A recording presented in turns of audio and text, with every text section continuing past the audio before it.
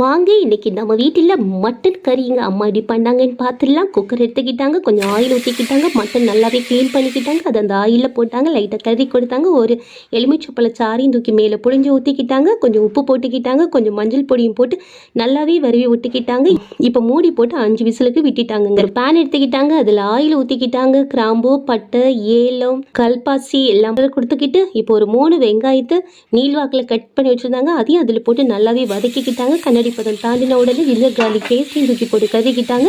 ஒரு 2 பழுத்த தக்காளி பழத்தையும் வெட்டி நல்லாவே கறி விட்டாங்கங்க. இப்போ எல்லாமே நல்லா வெந்துடுச்சு. அங்கே ஏற்கனவே மட்டனும் நல்லா வெந்துடுச்சு.